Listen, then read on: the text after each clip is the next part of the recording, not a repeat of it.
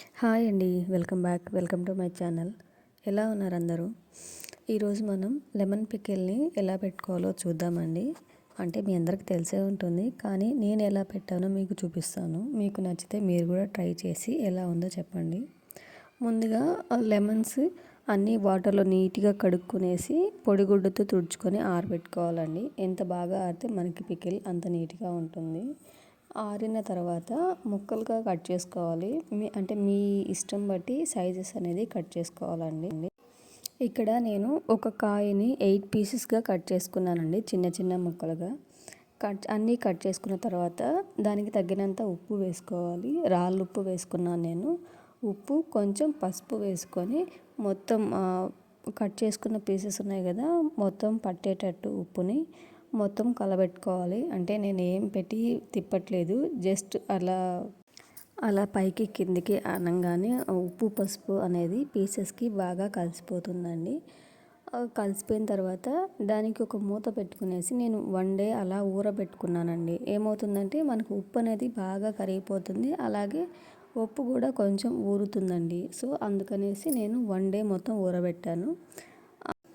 అలా ఊరబెట్టకపోయినా కూడా మీరు సాల్ట్, అంటే నేను రాళ్ళు ఉప్పు వేసాను కదా, మీరు సాల్ట్ వేసుకొని అదే రోజు ఈవినింగ్ వరకు అయినా కూడా మనం దాంట్లో మసాలాలు అంటే తిరుగుబాత పెడతాం కదా, ఆయిల్ వేసి అలా అయినా చేసుకోవచ్చండి.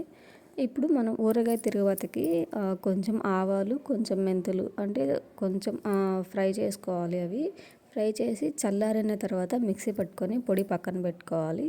అలాగే వెల్లుల్లి కూడా నేను కొంచెం నైఫ్తో కట్ చేసుకున్నాను, చిన్న చిన్న పీసెస్గా కట్ చేసుకున్న తర్వాత దానికి తగినంత ఆయిల్ పోసుకొని బాగా కాగనిచ్చానండి. కాగిన తర్వాత ఆవాలు వేసాను. ఆవాలు కొంచెం వేగిన తర్వాత వెల్లుల్లి వేసుకున్నాను.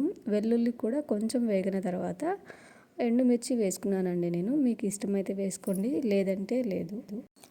వెంటనే స్టవ్ ఆఫ్ చేసుకోవాలి. స్టవ్ ఆఫ్ చేసి కింద పెట్టుకున్నామంటే ఇంకా మనకి ఇంకొంచెం ఫ్రై అవుతుంది. వెల్లుల్లి అనేది కొంచెం ఎర్రగా వస్తాయి.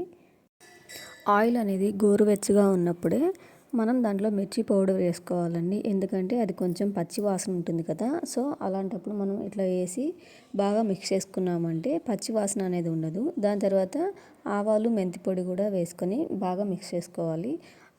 మిక్స్ చేసుకున్న దాంట్లోనే మనం ఉప్పులు ఉన్నాయి కదా ఊరబెట్టినవి, అవి కూడా వేసుకొని బాగా కలుపుకోవాలి. అంతే అండి, మన నిమ్మకాయ ఊరగాయ అనేది రెడీ అయిపోయింది. దీన్ని ఎక్కడైనా జాడీలు కానీ ప్లాస్టిక్ డబ్బాలో కానీ స్టోర్ చేసుకున్నామంటే మనకి బాగా ఉంటుంది. మీరు ట్రై చేసి ఎలా ఉందో తప్పకుండా కామెంట్ చేయండి. Thank you.